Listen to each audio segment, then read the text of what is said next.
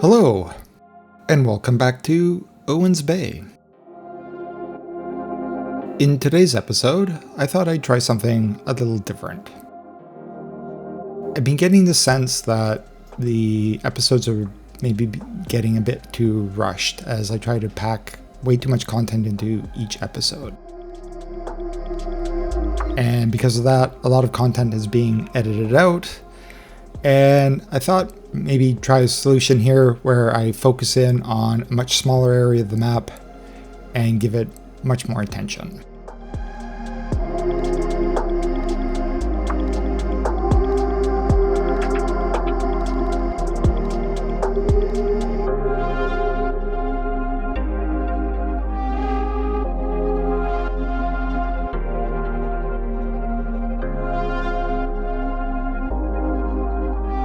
The area I'm going to be working on today is coming into view right now.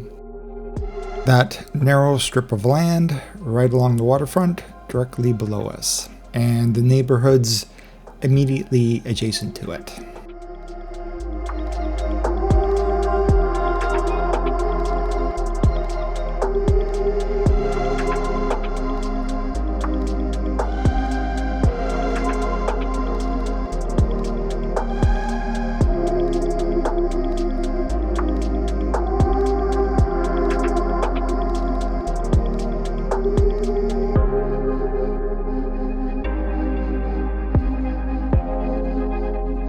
My name is Geifs, and let's get started.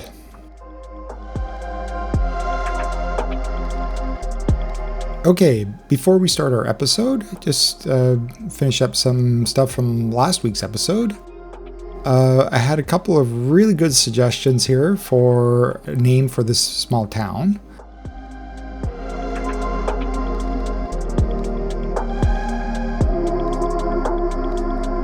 What we're going to do is, the idea we kind of came up with was that this, originally the area below here was an historic homestead.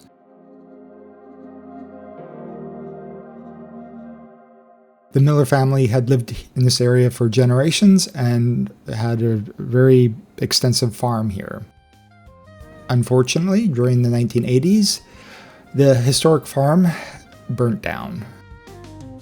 After that, the family sold the property to developers that develop strip malls and housing developments. Also, the city of Silver Falls bought a part of the land and incorporated into their regional park, which is this grassy area right here on the mountainside.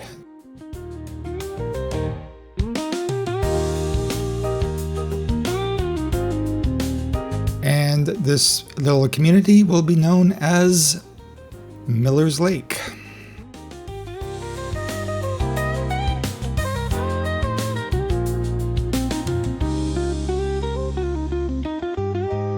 One other little correction I have to make here is a few people pointed out that I had misplaced the nets here. So I'm just going to move them to where they belong. Just so people know, my knowledge of sports in general is pretty minimal, so I'm probably going to get a lot of that stuff wrong. Okay, so what am I going to be working on today? This little unfinished neighborhood down here, which was just one more neighborhood in New Sutherland that didn't get really any real focus when I built out the city the first time.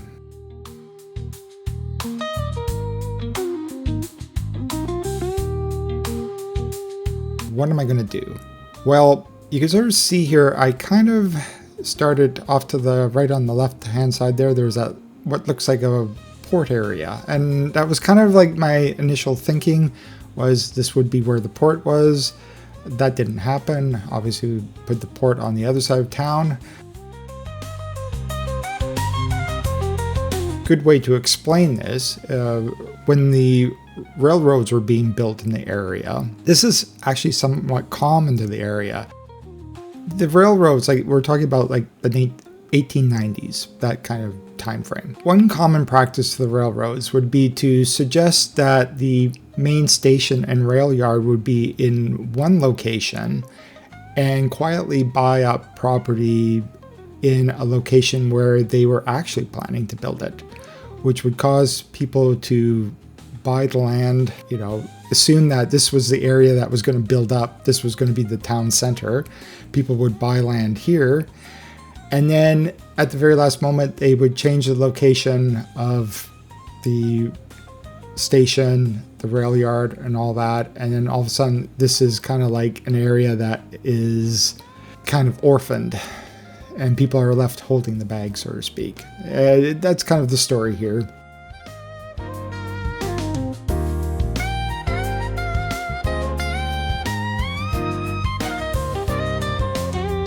In the 1880s, very early on in the history of the town, this would have developed into a small industrial port area. But once the rail was built, this would have been quickly abandoned and everything would have moved over towards it. How I have it built up here with suburban housing really doesn't make any sense. If this was an industrial port area, there would never have been suburban housing here. So we got to fix all this. The idea I'm going for here is a revitalized waterfront, which is a pretty common practice nowadays in most large urban centers.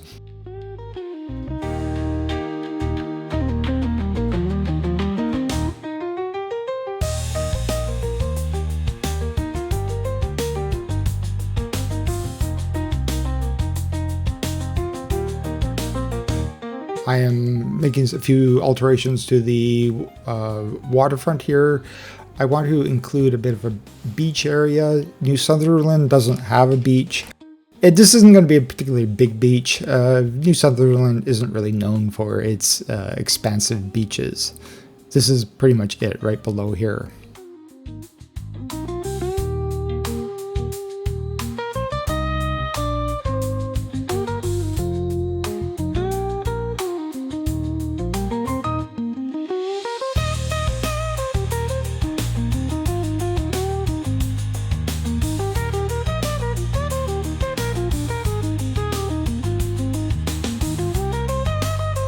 Going to put back the Polaris building here in a new location.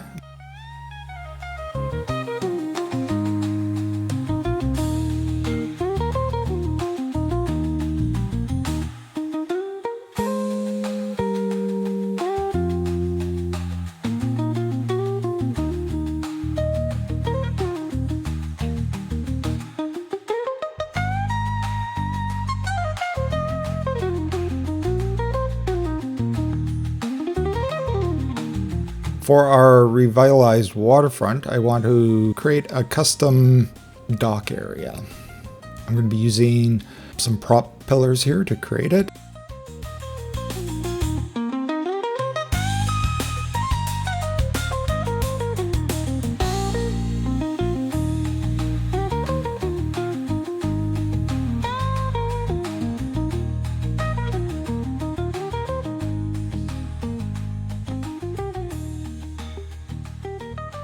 The idea I have here is we're going to create a bit of a stepped area where people could come out and sit and enjoy the sun and eat their lunch and watch the boats.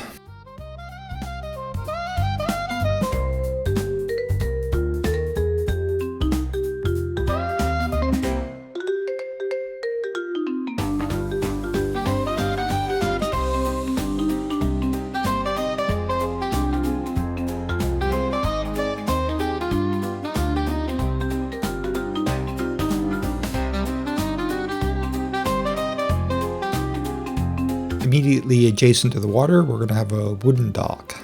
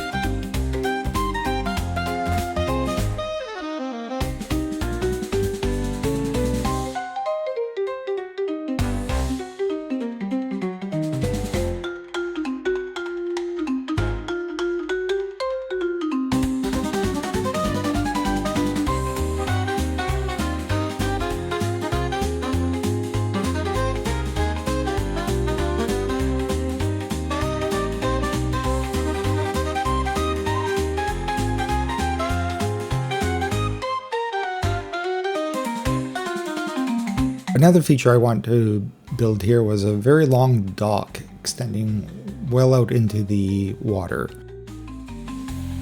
For what I want to do here, it's unfortunately I have to kind of build it on dry land. I'll explain it, but what we can kind of assume here is perhaps the tide is out a bit, and so some of the dock area is above the water level at low tide.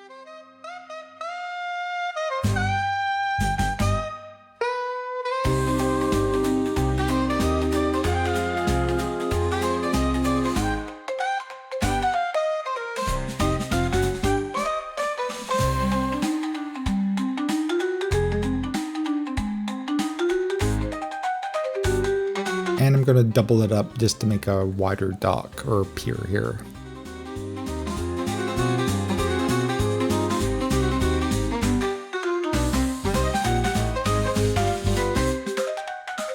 I'm going to be using the prop version of the fire tower here at the very end of the dock to kind of like this little structure that exists out here. This is the reason why we have to have it on actual ground. For some reason, the prop buildings interact with the water, so if I had put it directly in the water, I'd get a flooded building icon here, which I don't want. So this way, I get around that.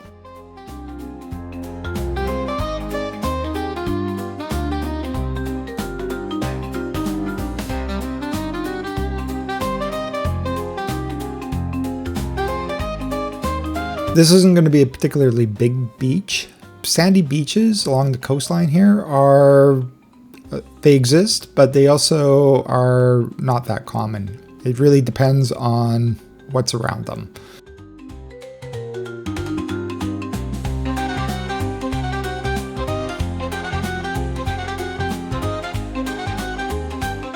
Use some decals here to kind of create this transition zone between the grassy area is kind of a couple meters above where the sand is. We can imagine that at high tide, maybe it washes into the bank here.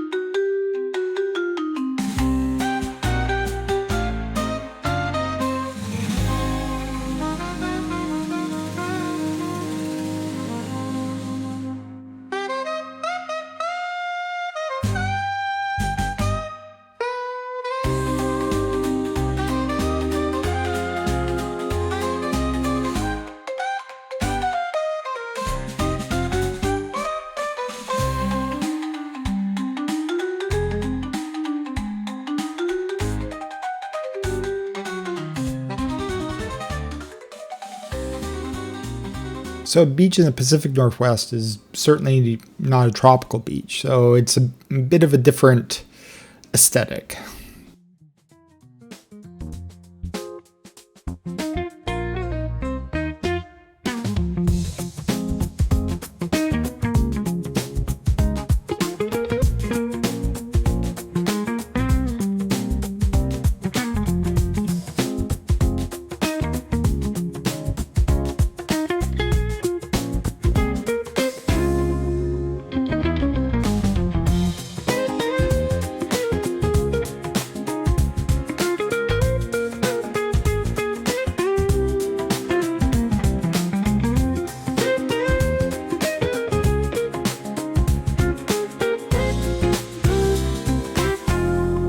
I'm going to use some logs tipped up on their ends here to just add some finishing touches to the wooden dock here.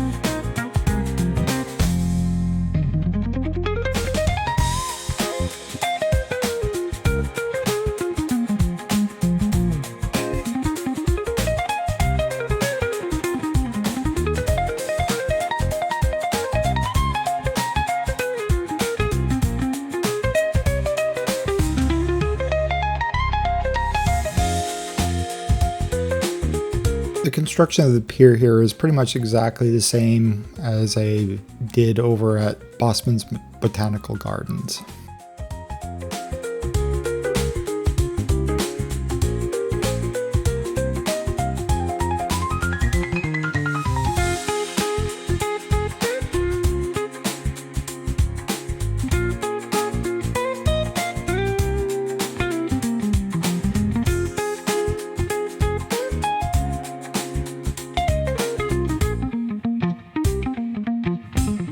Trying out some static noises decals here for transitional areas between the sand and the water. It's kind of interesting. You know, in the water, they kind of look like algae and seaweed and stuff that might be growing.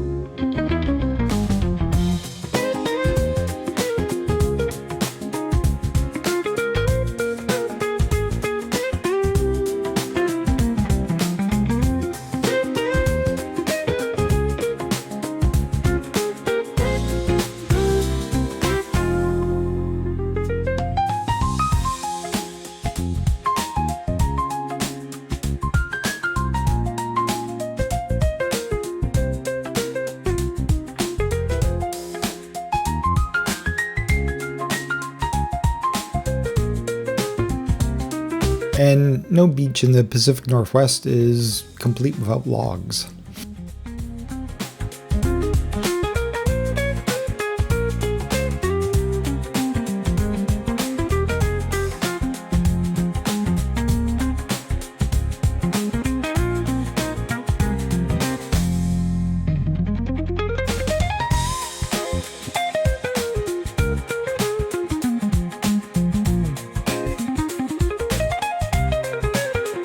For the main focal point for the waterfront redevelopment, I'm going to be creating a public market. And the public market is based on places like Pike's Market in Seattle or Granville Island in Vancouver.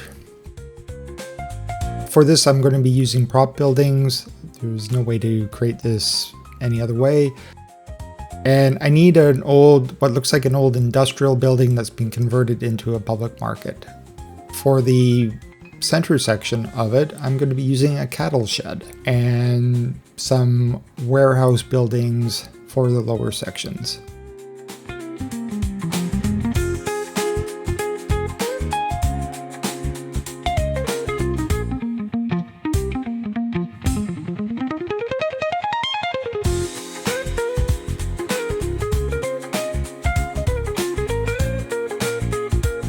We have a bit of an asymmetrical look here to the lower section of the building. There's not much I can do about it, so we're just going to have to work with it. I think it looks okay. It's kind of, you know, a little more visually interesting.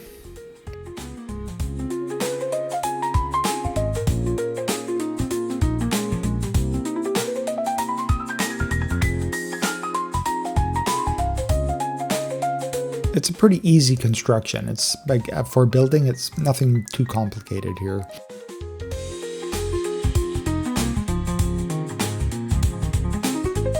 And give it all a little recolor to make it look a little more appropriate.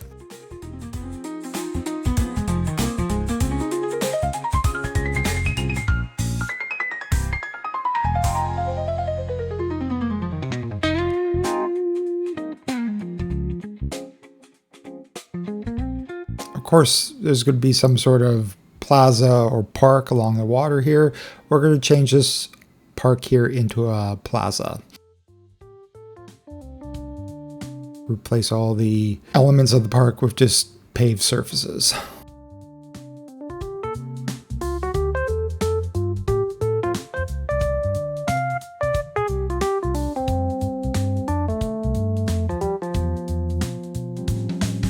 I'm trying to figure out a feature for it here. I thought first I'd use this fountain, but I don't like it and I'll get rid of it pretty quick. Trying to find a building to act as the entrance, or one entrance to the public market. I really like this, but it's just, as you can see, it's a little too wide. I end up using this one instead.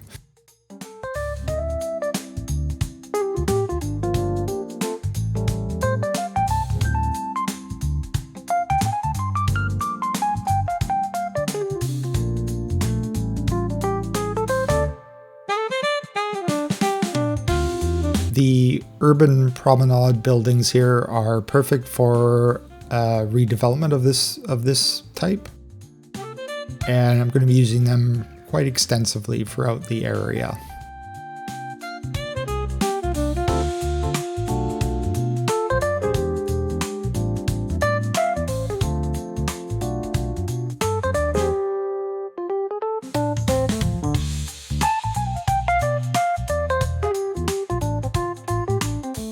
Most of the original industrial buildings in this area would have been torn down and replaced with newer buildings.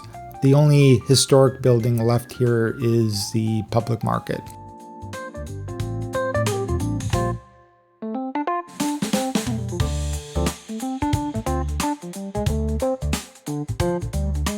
The main reason I'm doing that is I want the buildings to be functional. I can't, in order to make a historic converted industrial area, I'd have to make it out of prop buildings, and I don't want to do that. So there's a bit of life down here. I'm going to embed some of the 2x2 Japanese store commercial buildings into the building so people actually come down here. And some of these prop storefronts I'm going to use to give it some more entrances. I'm going to switch these out. I find a better one a little later here.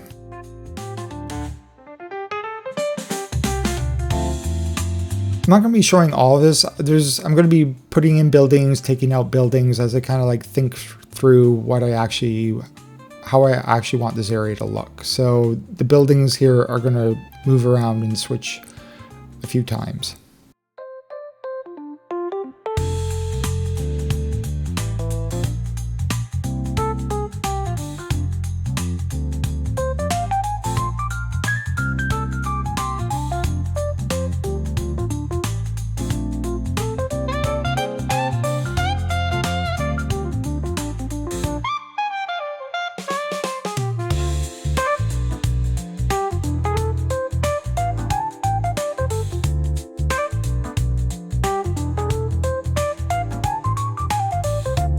I used this idea before elsewhere, but I thought it would work really well here. And essentially I'm going to use these standing stones, and we're going to kind of convert them into a bit of modern art here.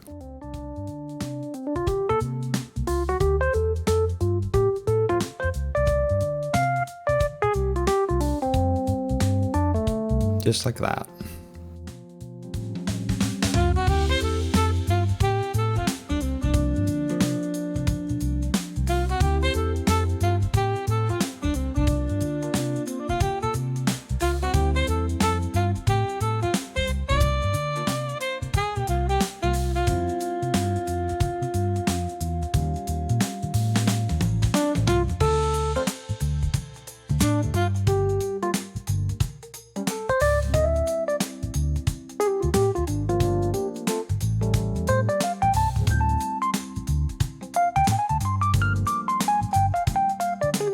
I do end up putting the fountain over here, which I think looks pretty good. And yeah, here's the storefronts I actually finally decide on.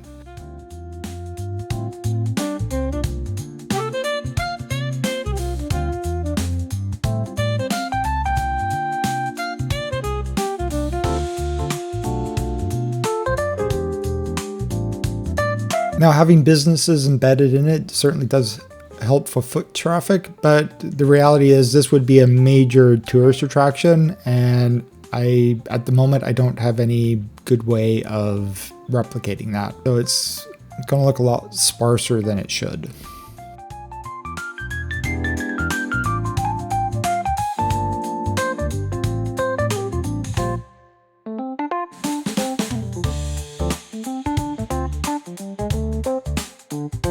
The public market would be filled with all sorts of like food vendors and small restaurants and stuff. So outdoor eating would be definitely a thing here.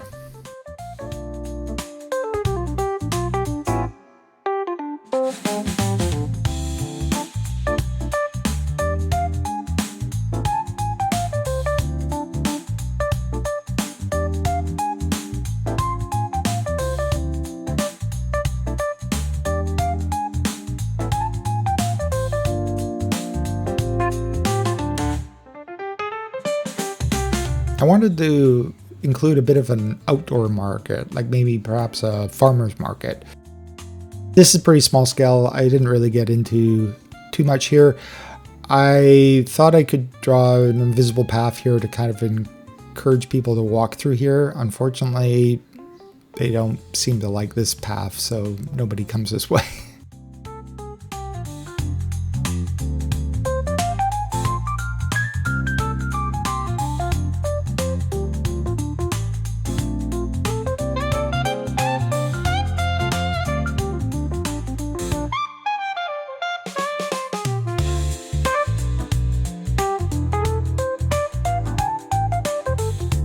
I needed something to fill in some of the empty space here, so I thought I'd make a little pool.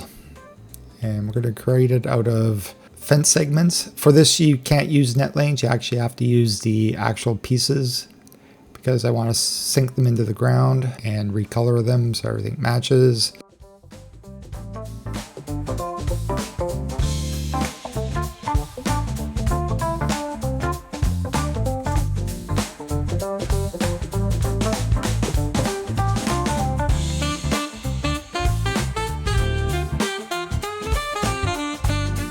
I have to move the cobblestone texture out of the way, which will allow me to draw in the water surface here.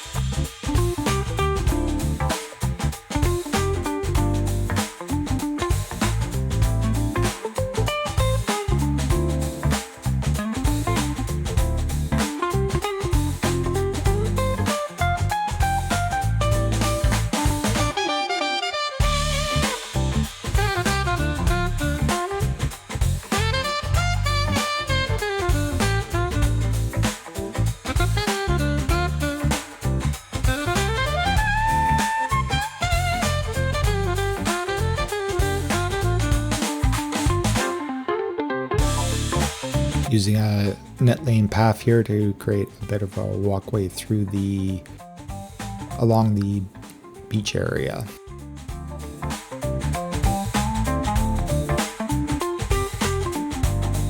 And I'm going to move some of these decals out of the way so they're not covering the path.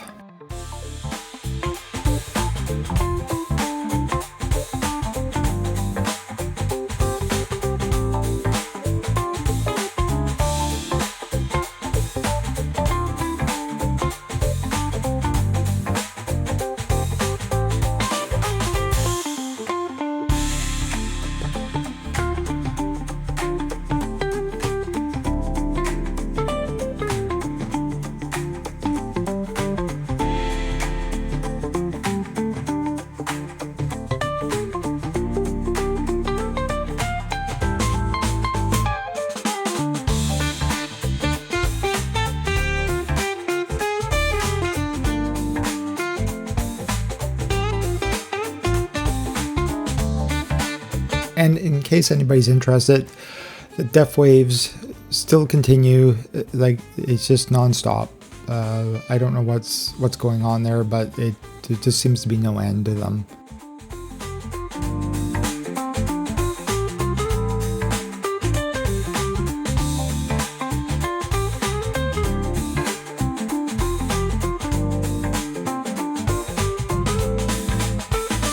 For the public market, I wanted a custom sign, and I came up with this sort of idea here to use 2 billboards together. Now these are Harbor Master J's billboards. For some reason you can't find billboards in the Find It menu anymore. I don't know why.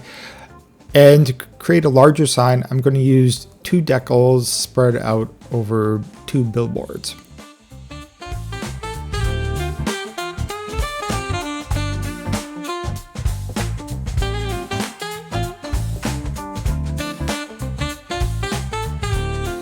The biggest issue with this is getting the decals to line up.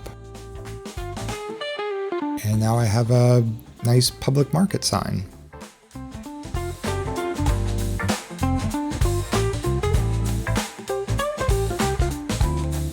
I know I already used this hotel over at Bosman's Botanical Gardens, but we're going to reuse it here.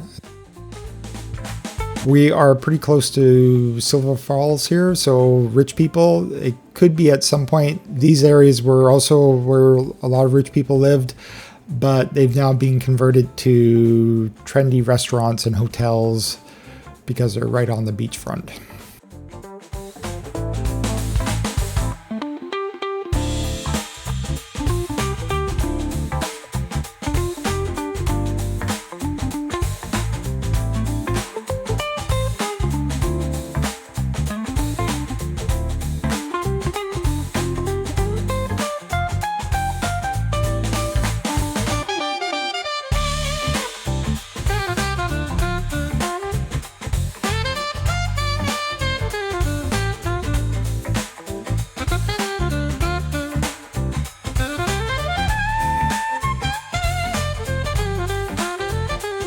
The only reason I'm putting a pool down here is it seems to be a tourist attraction. And because I don't have a lot of options, I'm just going to use it to draw a few people into this area.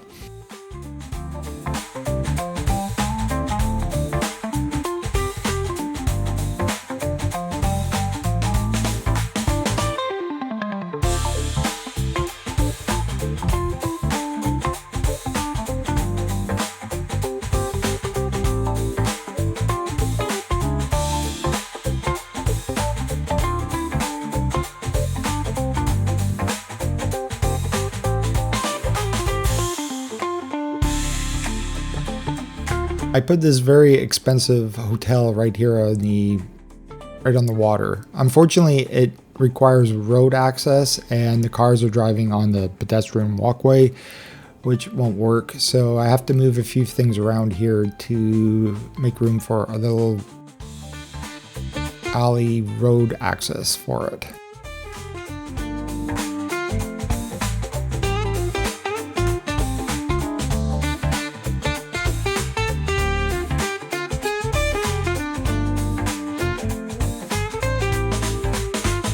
So yeah, I've been kind of feeling like I've been really rushing through a lot of work lately. I want to try this new format here of just focusing in on a much smaller area, spending a bit more time with it.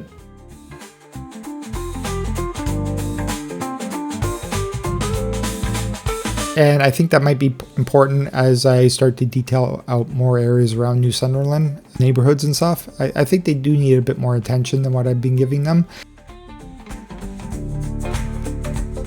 I think I've just got a little too used to detailing out rural areas where it's a very large area without a lot of detailing to do. So it was easy to include a lot of it in one episode. And I've been trying to continue that into the urban areas, and I don't think it's working very well. Anyway, I'd love to hear some feedback. What does everybody think of this more condensed, focused build? I'll probably do a bit of a mixture of, depending on what area is being built out and how much detail is actually required. I'll probably do a bit of a combination of both.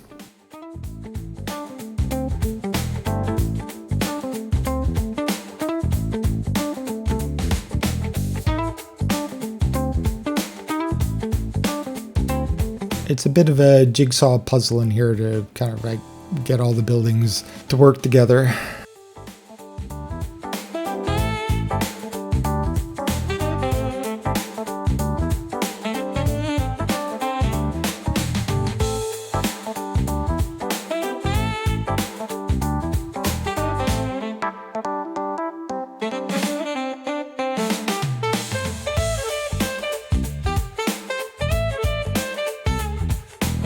when I was looking for the prop variations of the building, the extension for the city hall, and I'm like, can I use this for anything? And I'm like, well, what if I just sunk the whole thing into the ground and just had this exposed? And I'm like, that kind of looks like, a bit like a lighthouse. Rather fancy lighthouse, but a lighthouse nonetheless.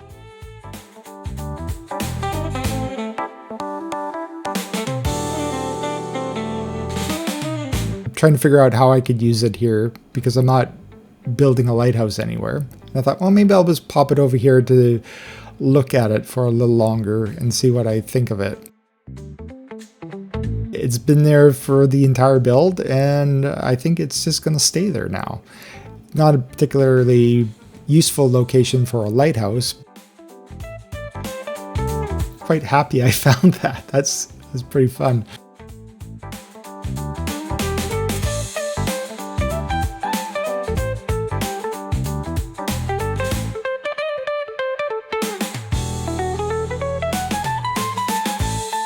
I'm going to hide some walkways behind some of these buildings so people can get around a little easier.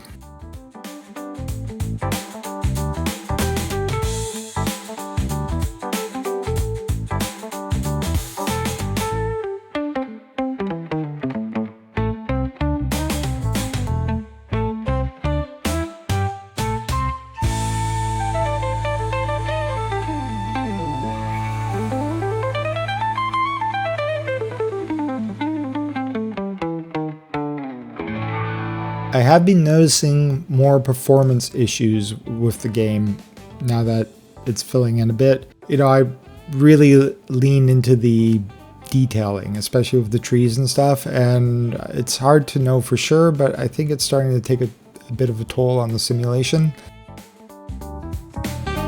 And we're not even at 100,000 yet. I think it's a little easier like out in the rural areas, but now that I'm in the more suburban areas, yeah, I am starting to notice slowdowns.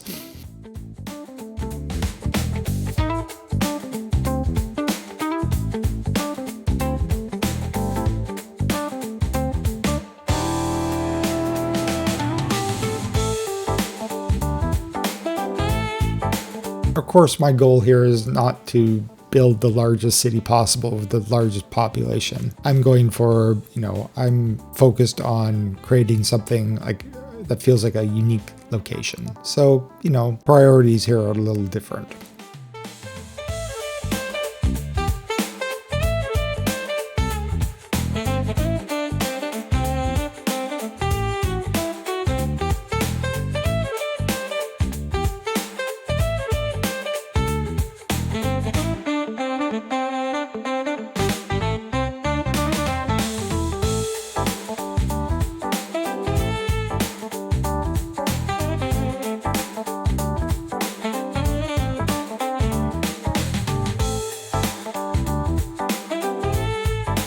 I'm going to use a few of the Japanese buildings here to create a custom building.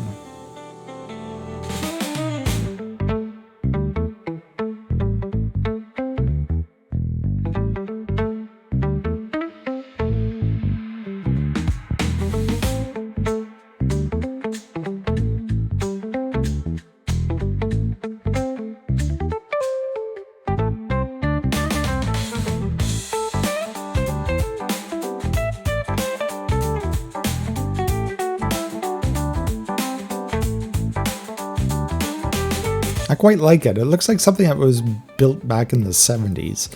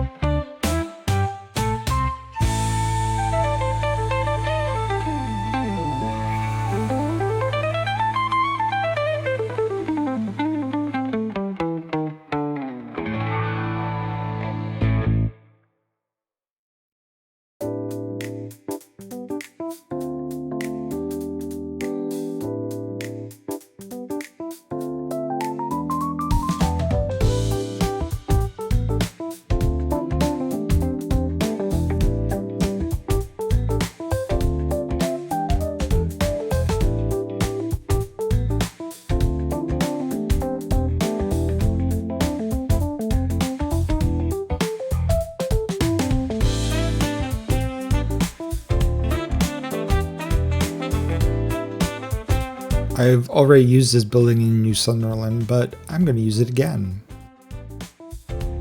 It's a really nice looking building. We're just going to expand it a bit here so it fits this awkward shape a little better.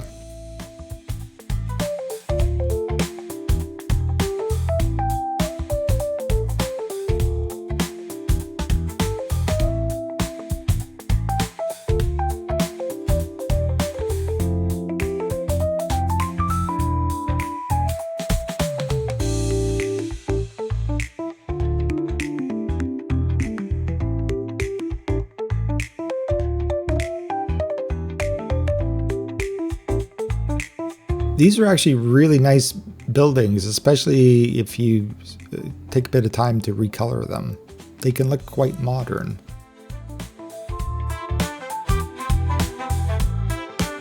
I need to kind of like create this transition from the waterfront to suburban housing. So it might be a bit abrupt, but I don't have a lot of space in here and have to make do.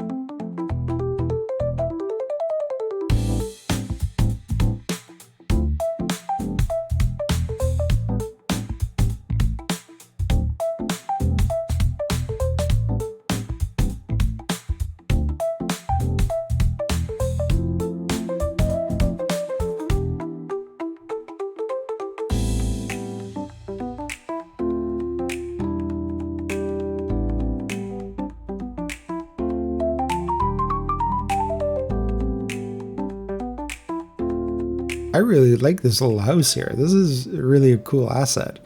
I don't understand the yard. That doesn't make any sense. Do a few alterations here to make it a little more suitable. It really kind of plays this role of some historic building here quite well.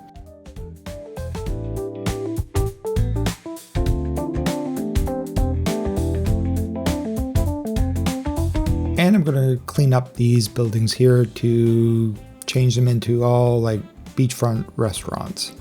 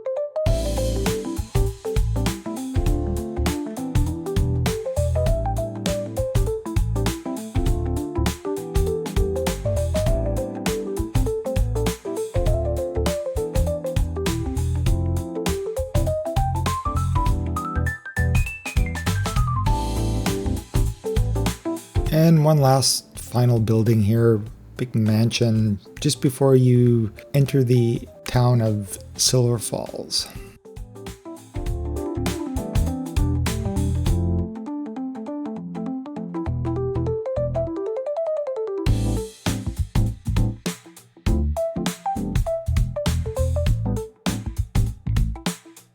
And that's pretty much it for this episode. A little change of pace, a little more focused. Definitely interested in hearing people's feedback on this. I kind of enjoy it. It's a little more slower pace. I don't feel so rushed with this. Also, spend a bit more time in each little section. But I'd love to hear everybody's feedback.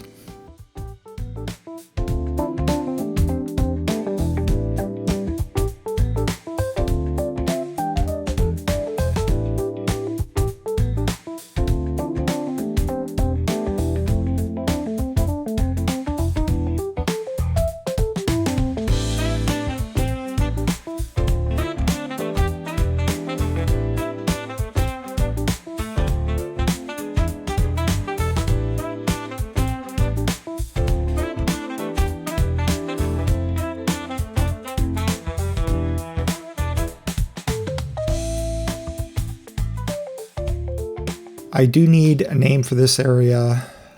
For now, we're just going to call it Waterfront, but it does need a more suitable name than that.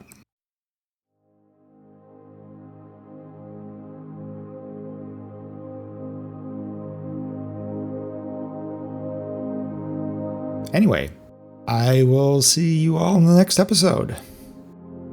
Bye.